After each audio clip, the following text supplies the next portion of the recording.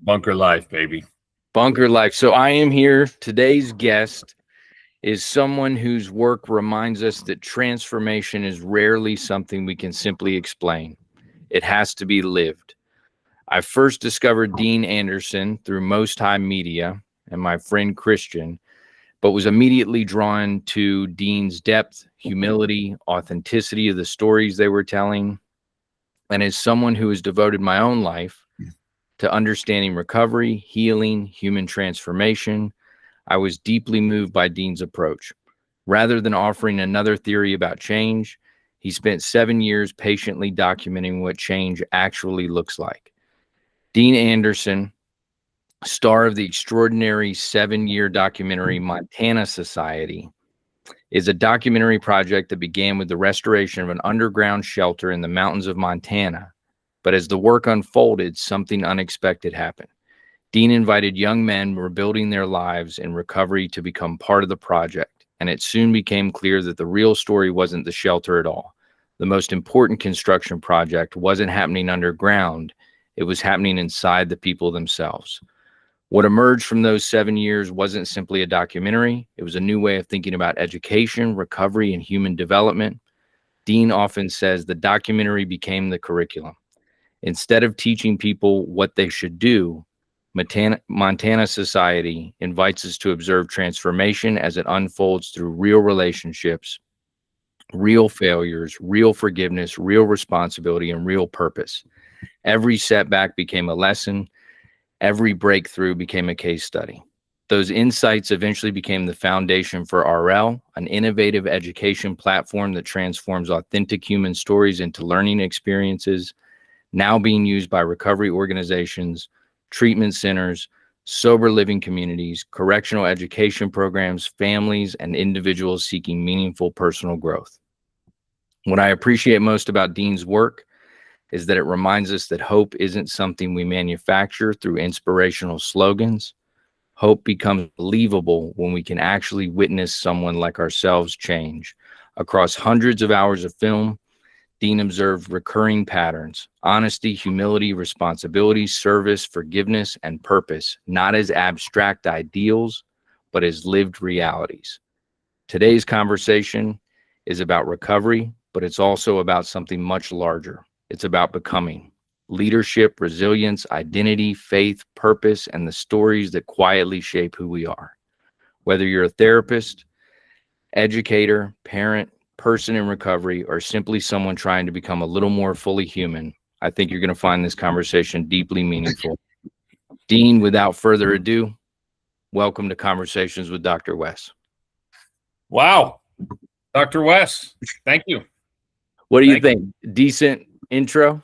I love it. I love it, man. It was perfect. It was spot on. You didn't cover the part where I used to live in my car. That was, I didn't hear that in there. Well, yeah, maybe just start with kind of giving us a little bit, for everybody listening, a little bit of your journey and what brought you to where you're at. Upstate New York, dairy farm, drank a lot, grew bad pot, drinking when I was 12. I thought I was, just having a good time. And then it took my life over. And by the time I was in my early 20s, I went down to Georgia, and a lot of blackouts and a lot of drugs came into the scene then, and I was out of control. And I was always a fairly disciplined guy, creative, and I always thought pretty compassionate. I grew up with 2 sisters and 2 brothers. But anyway, I was lost. So I got arrested a bunch, got my 8th DUI. I love drinking and driving, apparently. And then I ran into an old man, and he sounded like me when he was younger. And, I had to go to both those classes, and he showed up a couple times. And then I said, you know what, I may need some help. And asking nothing from me, this guy put his arm around me and said, hey, let's take it down through these use these tools that I have, these steps. and brought me into the program, which is, this guy in Vermont came up with this 12-step program, and my life changed.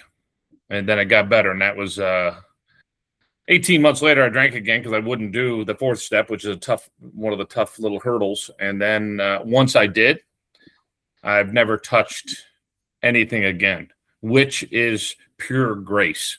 And that's the whole miraculous nature of what I'm talking about here. It's not, it's almost science. How does that even happen? When I got small enough and my ego got down, I was a puddle essentially. And he would tell me, just pick a God, any God.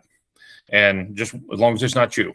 And my first God that I prayed to was the one that got him sober, because I was so afraid. Gave him a Catholic upbringing, very black and white. I didn't want to be punished anymore for slouching in church and stuff like that. And I just didn't know. And that was enough. So in 1991, that was it. No drugs and no alcohol till today. So that's beautiful. So the miraculous nature of this really brought me in, and I became a student of it. Then I became a student of meditation 7 or 8 years in, and then my life really started to shift. And, I came to believe that, really how you think, what thoughts going on, your intentions are worked out in the physical world. That's the whole thing. And self-discipline, self-love, and control, and all those kind of things are important, but they have to be done in conjunction with living a service-oriented life, or else the false fears of life come back and take me back over. So this old man told me that I needed to stay in service and learn to give back. Now that I am essentially Johnny Appleseed, I've got this new tool, and I am highly qualified in that area to help people. And I was like, hell, it's the first time I've been really qualified at anything. So one of the things that got me cleaned up was this cool kayak trip I went on, and it created connection with other guys. And so I recreated that, and I was scared to death, but I met some people. Then I got got some young men that I was taking through the program. And then I got bigger and bigger, and then I started doing camping trips. But it's that connectivity.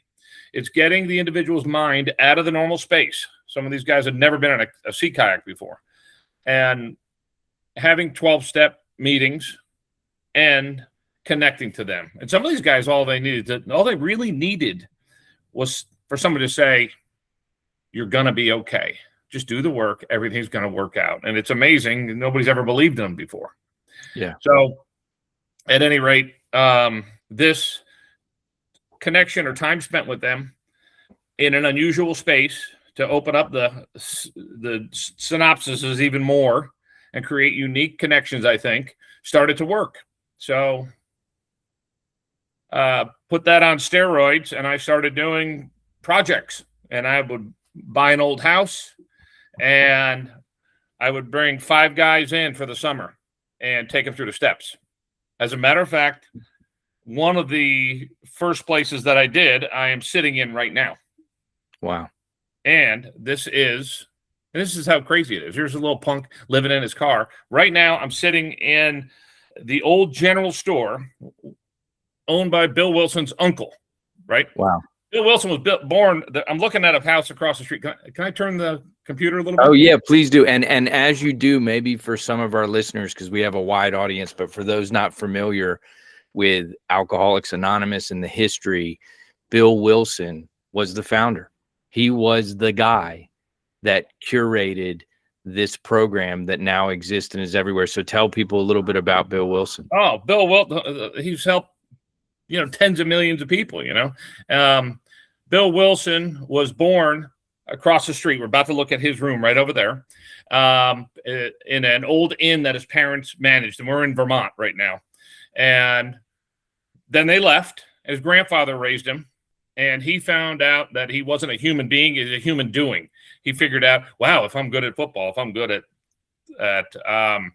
painting and music and all that kind of stuff, then will be acceptable and lovable. But there was no unconditional love there. So he grew up a broken kid, became a total alcoholic, and then connected with some other people, including the message from Carl Jung was foundational, and came in and put the 12 steps together, which led to every 12-step program and many, many others in the United States. So yeah. And you mentioned the correspondence real quick with Carl Jung, which I adore Jungian archetypal work.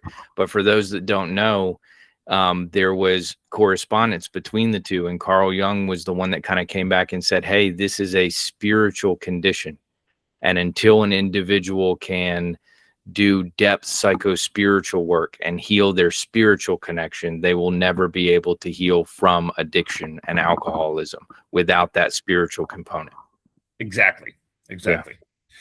So this Bill was along with Bob Smith is the founder. This all happened. I'm getting ready to have lunch with a guy to think that this could only happen in the United States back then, because I just got done looking through their libraries and the amount of books that they went through with mysticism and Catholicism and Hinduism and Buddha. It's amazing what they researched, and they came up with this little process that is so transformational, and it's core to change. And you can go back 5,000 years, and they're all the basic elements are still there in each school of thought around spirituality and religion. So my family's from up here, and I was at an AA meeting over at the Wilson House. I came out, and this building was for sale for $30,000 years ago. So I called when they said the septic tank was bad on it. My brother's the Roto-Rooter guy in this town. So I called him up, and I said, what's the deal? What's wrong with that house? And he goes, no, that's only like 8 years old. Must be a root in it. So we went and got a little pickaxe, waited till the sun went down a little bit, dug it up, found the root, covered it up, bought it for $30,000, spent another $70,000 on it in 2 summers. And now this old store, I turned it into a very cool Airbnb that is Bill Wilson oriented, because I'm so freaking lucky to be touching up against this guy's history and be up here. And now, because I've done okay in the business world, we're gifting it to the Wilson House over the years. Wow. I've had an Airbnb for 10 years. So, and this is the inside of it right here, as you can see. This is the art. That's Bill. This is the book from this building that I found at the History Center. Right. Wow. Right there. That I found at the History Center. That's what Bill's family ate. So it's from 1908. It probably sounds crazy to someone who's not a student of the program like I am. And this is the town where it used to be. And this is Bill's best friend. That's a picture on the railroad track behind this place. Wow. So, and by the way, we might have a train. The train runs like 18 inches from the back of this house. So if one goes by, you'll know it. And I'll just start screaming at you, use sign language. So, and there's Bill and Lois. Am I losing? No. You're still good. It's just the frame. It's slowing down. Hold on.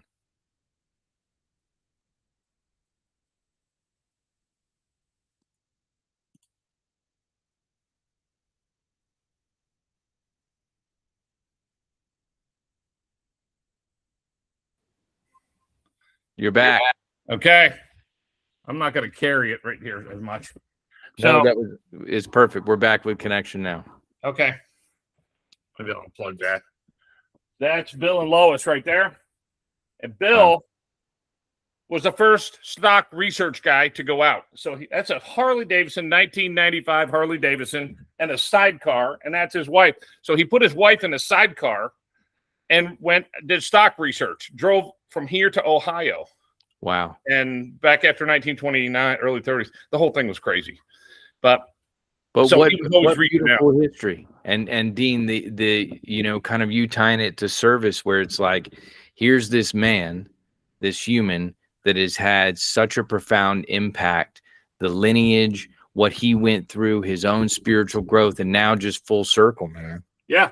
And that's where he was born, right over there. So, wow. And they are they're going to raise $6 or $8 million and get that place, take it to the next level, and it needs it because they need to save that history. So Absolutely. But the point in showing you this, that was it, it's weird that my brother was a Roto-Rooter guy. Things just work out and unfold in the way that they're supposed to. So, and now we're giving back to them and they're going to benefit from it. And again, don't forget, I was living in my car. Yeah. And the interesting thing, with all of this is tuning people into the beauty, the strength, the divine light that is within them. But like you said, with working with these guys and you're doing excursions and adventures and you're reconnecting them with the thing that they've always had. And I think in recovery, when you get that and you feel that and you're like, wait a minute, I may have felt lost and broken and damaged, but really what was going on is I was running from God, running from spirit, running from my own divine light. And now that I tune back into it, it's empowerment. And so all the work you're doing is beautiful, man. It's the truth of things. Each person has that little ball of God energy in them. And that is really what this is about, setting up little funnels all over the place where those of us who are broken, who are going to be the first ones to see the light, really, or the truth at depth, setting funnels up for that. And that's essentially what we have done with this practice.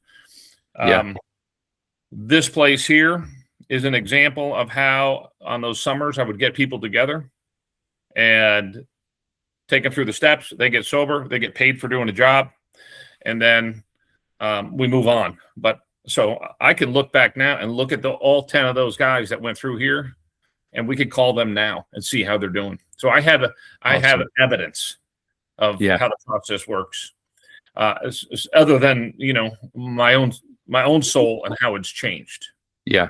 Well, and it's that gift. It's that when you have restoration, and I like using that word because it's this what you said about the external and the internal, where it's like there's a beautiful little story I'll tell you quickly about a dad, and he's working really hard, and his son wants the dad to play with him, but the dad's busy working, and he says to the son, here, take this puzzle of the world and go put it together, and then come get me when you're done and we'll play. And the little kid goes and he takes the puzzle of the world and he puts it together, and the dad's thinking it's going to take him hours, but he comes back in like 10 minutes. And he's like, here, I put the puzzle together. And the dad's like, how'd you do that so quick? And he's like, well, I turned over the puzzle of the world, and on the back was a man. And I put the man together, and that put the world together. Oh my God, I love it. And that piece of what you said, the internal light and putting yourself together and using your soul and spirit as a restoration project, you do that, and the ripples start to happen outward. Everything internal then becomes external. It's all connected. And you shrink and shrink and shrink, and you realize as long as I just stay in service, I stay energized and I'm helping others. Yeah. So, and I listen to what my body, my mind and my soul tells me as things go on. And that is how we got to Orel. Yeah, well, and talk some about, for those that don't know, so I know Christian Jansen really well, and Most High Media, and he's, I call Most High the Netflix of addiction recovery. So many short stories, documentaries, all the podcasts that were done, but just amazing. And there's a free app, Most High Media, but that's how I found out about Montana Society and the work that was going on there, which I was fascinated by. And so, talk some about just how that started, because it seems to be the blend of your experiential work, recovery, service, and then what the heck was going on in Montana that then turned into a giant documentary that now is becoming this curriculum with RL. Walk us through all that. So, we go back to the kayaking and then buildings like this. And then there's another building in Florida and old farms. And each time I would get guys off the streets. Usually I want the ones that are ready to end their lives. I want that ego crushed down. So they've got that openness about them and vulnerability still there. And if you carry that forward over 30 years, I've done a lot of projects with a lot of guys and a lot of trips. And I happen to be out in Montana. And I was looking for the next property, and I came across this underground fallout shelter. There was 46 of them from this church called Church Universal Triumphant. And they went underground in 1990 because they thought Pakistan was going to drop a bomb on India. And they bought a ranch from Malcolm Forbes. And they built 46 of these things. And it either didn't happen or they prevented it from happening, which is what they say. And you never know. And so the guy basically said he thought it was for sale by owner because no realtor would take it because it smelled like a bottle of Jack Daniels in there. They had so much grain in there. And he said he thought I was supposed to buy it. So anyway, I ended up getting it for a song for me. It was pretty cheap. And it probably had $1 million or $1.5 million worth of cement in the ground. So it's a giant cement igloo, 5 feet of soil on it, 3 layers, 3 floors, and then 1 tunnel kind of leading to it, the second floor. And I was like, what a crazy project this is going to be. And everybody said, you're buying a nuclear bunker underground filled with rotten food in Montana, 3,000 miles from home, and you're going to convert it. Right, sure. And I'm like, and so I set it up and I said, this is going to be a great project. And in the meantime, we did this thing called the 12 and 2 down on a remote island. Again, we're keeping that going, always pulling guys in, creating a funnel for broken souls because we're going to take them through this process. And that's really what we're doing. I'm not at the tail end. I don't want them to reach priesthood or whatever. I'm on the front end. I know what I'm good at, and which is important. And so we're out on this remote island and telling this Christian who I didn't really know about it. He's like, what? He goes, we got to film that. We got to do something. So anyway, we hit it off. And in my mind, I'm thinking, I've got a system where I have empirical evidence that works with these 12 steps. It changes lives and it changes the spouse of the person and the family. And it breaks this, family addiction cycle that's been going on forever. So generational addiction. And so why can't I just take that and put it out there? So in the back of my mind, I was thinking, why don't we do it? And then I'm going to take the process from Bill Wilson, the guy across the street, change the 12 steps into 450 questions. I divided that by 90. Then we take 90 episodes. It takes them 3 months to get through it. 90 episodes, and each time they fill out a question, 5 questions to get to the next episode. And, for all those years, we bring in a new group of kids each summer. So they meet new personalities. They meet someone like themselves, not like themselves. And it's rough. I got them filming, and it's, but the lessons are there. And we took that thing, that pile of, a testament to fear, because that whole thing was built underground. It was cold. It was stinky. It was wet. It was remote. It was forgotten. It was hard cement. It was totally broken. It was pushed down into the earth, and much like an addict and alcoholic. So we take that whole thing, uncover it, made it beautiful again, let the sunlight in, cut huge holes in it, and we turned it into a beautiful home. And and exactly parallels the recovery and the life-breathing force that the universe has on a place like that and on the individual. And it's just transformational, which goes back to really what we are doing. And again, I've got empirical evidence. I got a cool story to do it. I'm a little rough around the edges, so it fits me, eating old grain and cutting cement and jumping on backs of mule deer and stuff like that. There's crazy stuff in the whole thing. And we made it. And to the end. And another lesson is resilience. Once you start with this process, carry it through to the end. Have faith, believe in it. Stay around others that believe. Yeah. And, so anyway, it's you want to call it anything, call it primitive Christianity. It's just primitive spirituality. We go in and dig that. It's what the 12 steps is. One-on-one, no church involved. There's no large landowners, biggest ones in the world. There's no gold. There's no guys walking around with smoke, and there's none of that. My heart is going out to try to help him. I'm not getting anything out of it. If he makes it, he makes it. If he doesn't, he doesn't. I'm glad I'm helping. I'm doing it, but I realize he has his own God, and I have to let go. And man, it works. It works. So, so that story that we have, the 90 episodes, we were thinking, how can we take that and start to get it out into the hands of people where it can start healing like we did. So we put it on a platform called Aurel, Aurel, which is because the other Oral is a weird word. And what we're trying to do is really stay in line with the oral tradition and you know, how things are handed down.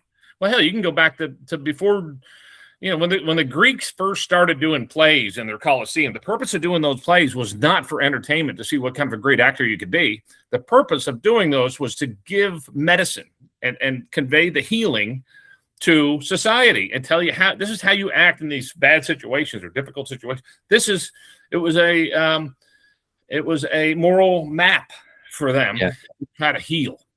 So we know it works.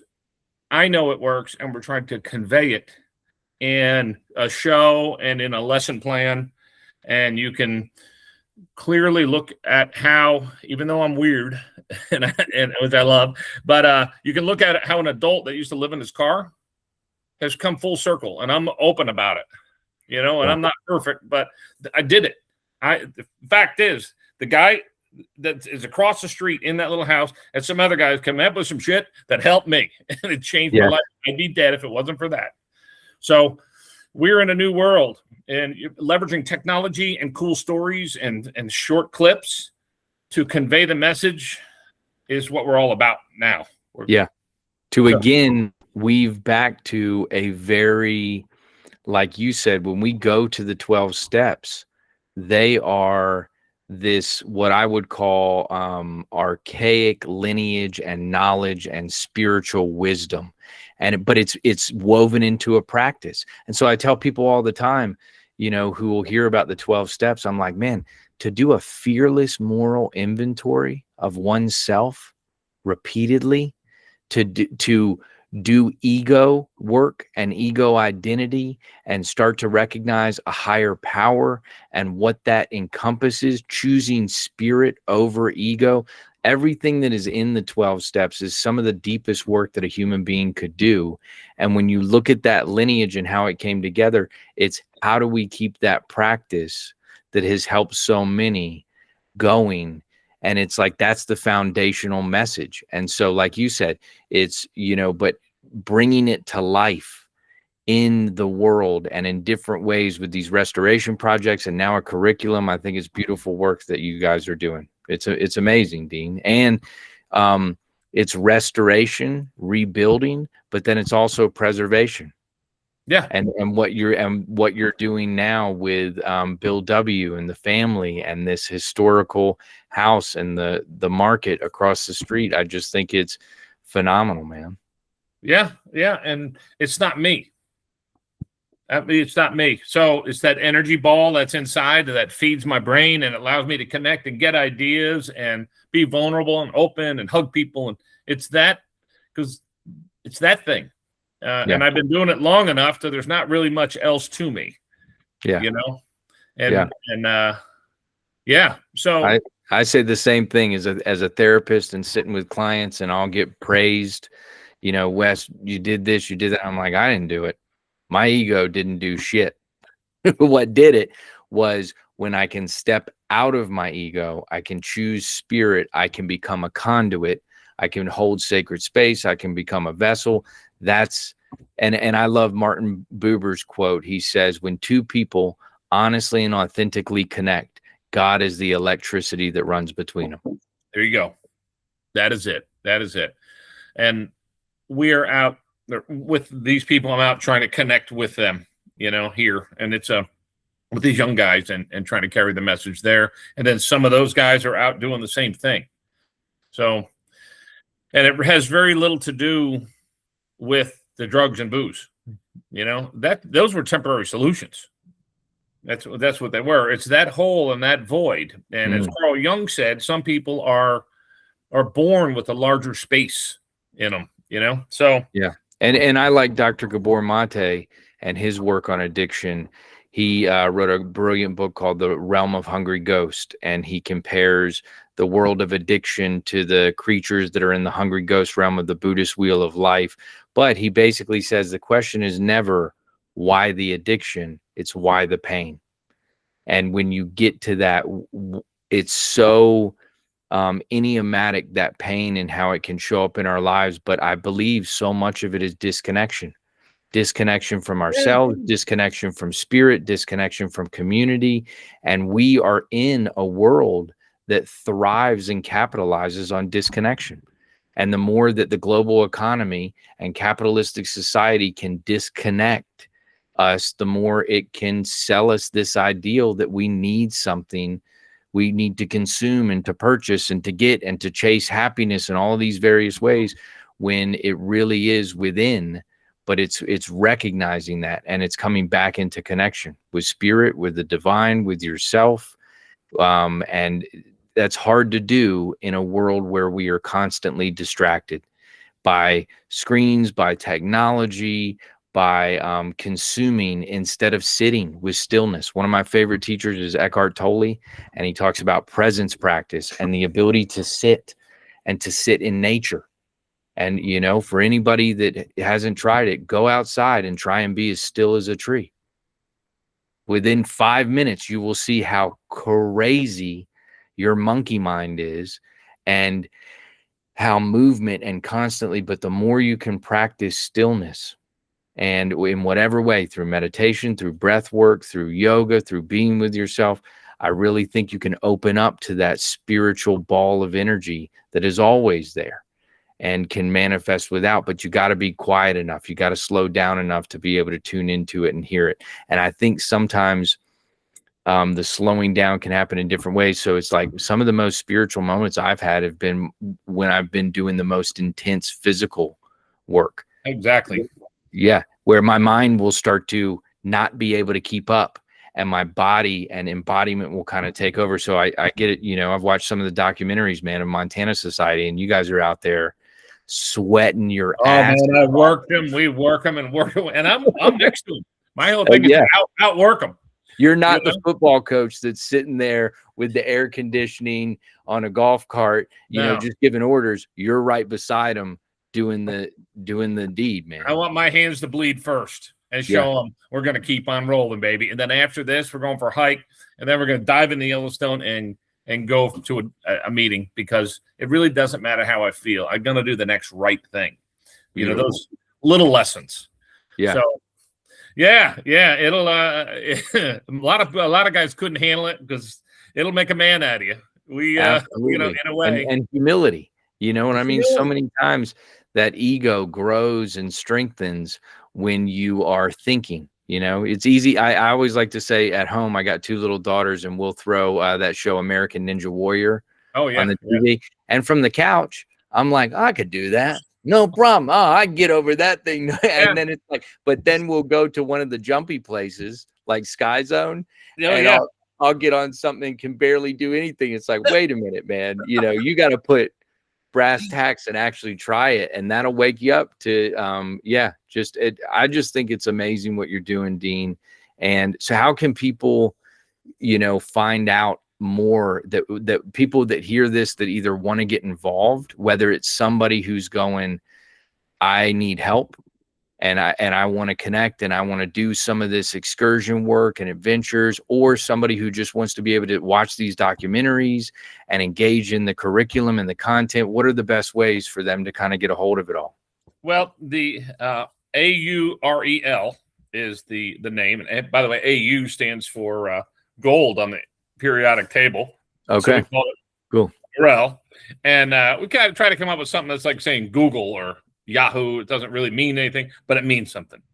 And it's REL Entertainment, and they can get up, and we're going to give it to people for free. You can sign up and watch all these things. And then institutions will, they'll have some kind of payment just to help keep everything going, but we're not really trying to become rich on this. We are just trying to give back and be, stewards of what we were given freely. Absolutely. And as far as going out on adventures, well, we just finished one. This is what I want to talk about. You guys, and you invited me along, and I'm like, oh, dude, I'm back home. We sat at the beach retreat and talked a little bit about, but you were about to embark on going through 12 different states. Is that what it was? And everybody always, like my family always doubts me and everything. They're like, what? You're not going to get that done. I'm like, I just rebuilt a bunker 3,000 miles away. Yeah. Haven't you learned yet? With broken souls, and it's awesome. Yeah. So you guys had a big bus. Yeah. With horns on the front. 40-foot bus left over that I got from Jackson Hole rugby team. And we used it out there in Montana. And I took out the seats and we made it. It's cool inside, giant moose horns and everything else. And so I was like, who'd be perfect? And it was already dripping on him because I was going to manifest him. And he's the perfect guy to do it with me. Well, now that we got the show ready, I'm going to take this stuff to the next level. And again, I stay congruent. What I think, what I say, how I feel, and how I act, those 4 things, which I got that from my sponsor. When those are generally lined up and your intentions and your energy is good, crazy shit can happen. Crazy. So I'm like, I know he's kind of crazy too. So, he kind of fits in with me doing this weird stuff. He calls me carnival-esque. And I'm like, what are you talking about, Russell? So I sent Russell Brand email a couple of times about it. And then I was reading his book and sent him something else and about the Montana Society. I said, this is perfect for you, Russell, the Montana Society. Men of new thought and new awareness, which I came up 25 years ago, long time before I went to Montana Society. So that's how I know all the stuff is supposed to fall into place. So I am walking my son's dog at the beach. I just finished Russell's book. It's in the car. I've read it twice, the old one. And it's on the seat in the car in Florida. And I'm walking my son's dog on a cold, rainy day, and nobody's on the beach. One guy coming toward me, and I said, excuse me, I don't really deal with dogs much. Can I be on the beach with a dog now? And he says, I'm not from here. And he had an English accent, even though that sounded like I was Indian. So I said that I'm building a house over nearby. And I got this crew of guys that got off the street that is doing it. And I'm with them, and we're building another project down there. And he goes, how are you building? And then I started talking about Carl Jung, synchronicity is how I live my life. And it's an energy. It'll pull you along. Life will unfold for you. It'll conspire with you to let things happen. And he's like, oh my God, you sound just like my best friend. I said, who's your best friend? And he said, Russell Brand. And I'm like, wait, it's happening right now. I said, don't say anything else. And I don't even know this guy. I'm saying, just don't say anything right now. I walked up, looked in my car, book was there. And I said, isn't it crazy? And anyway, make a longer story short, he got in touch with me. Russell got in touch. We went back and forth a bunch, told him about the Montana Society. And he thought that was like the coolest thing. And I said, well, I got an idea, man. I'm going to put you in a bus with me. And we're going to leave. I'm going to drive, which he couldn't believe that I was going to drive the bus and we were going to film at the same time. And we're going to bring the bus from Montana, because I got to get rid of it, and take it to the Wilson House. And I'm going to raffle it off at the Wilson House, sell tickets on it. And then you're going to ride with me for 10 days across 12 states.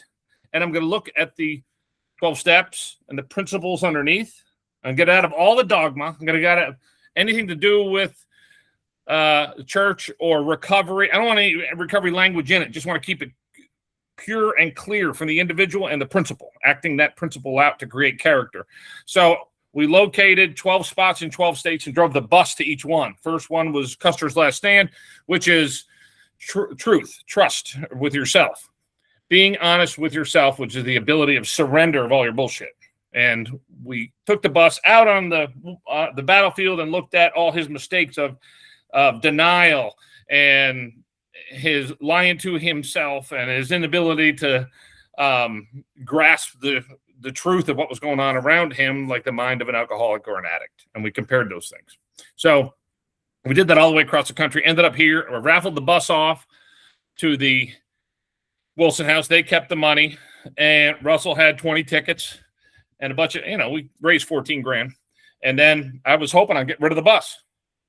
And So he was all excited in buying it. But what he did was not ride on the bus. He did a podcast with us coming across when we went to different locations. Awesome. And it was great. It was great. So and I'll tell you, Russell Brand, who I've been followed for years, but he was very helpful for a lot of young people that I worked with who were just not into AA, but they needed those steps. And when he dropped that book and he translated the steps with a lot of curse words, are you fucked up? Could you not be fucked up? And just started to break it down. I was able to show his videos to young people in my office and be like, check this out, man. Do you know this cat, Russell Brand? You know a little bit about his history. He was a comedian, but now he's an artist and he does this. And what you would see in all of his media appearances was he was speaking truth. And he was talking about stepping out of ego and stepping into spirit. And so he kind of became a beacon of light, that I could show people. And so I just think, like you said, all things are possible when you connect that conduit and you come into alignment and you're doing it from a place of service. We live in such a world where people are doing things to become false idols, to put themselves on a pedestal, to get more ego worship. And when we see, fame and Hollywood, and what I call that's like a disease culture, where and a lot of kids will think that's when I'll be happy.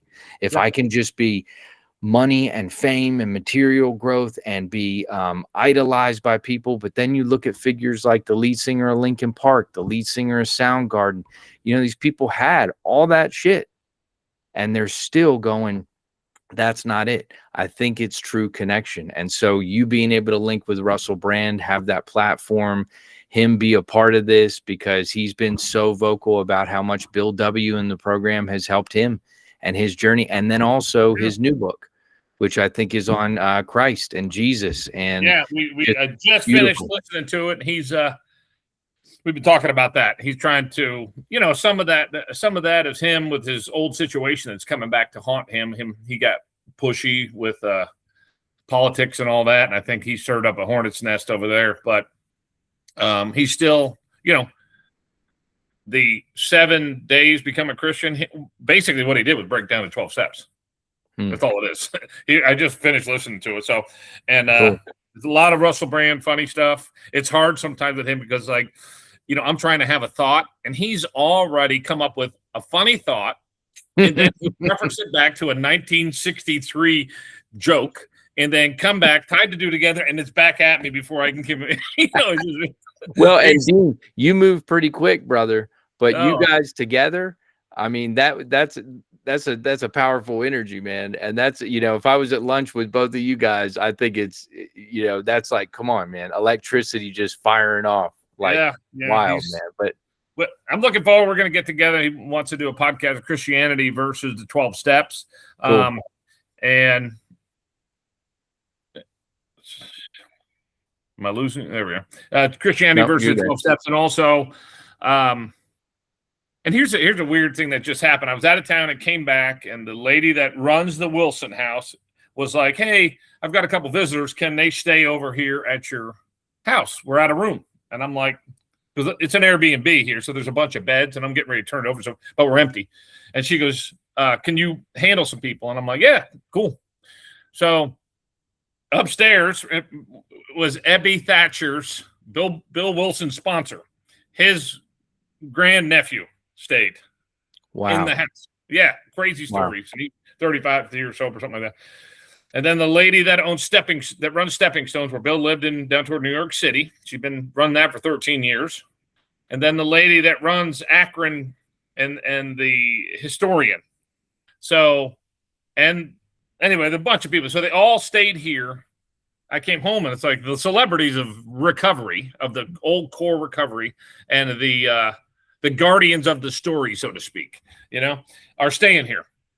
And I just did a proposal, this whole Maha thing, and we're gonna do recovery around the world. But I like what Kennedy's doing, because he's talking about, for recovery anyway. But he is talking about putting in agriculturally based, self-sustaining little farms where people get sober all over the country.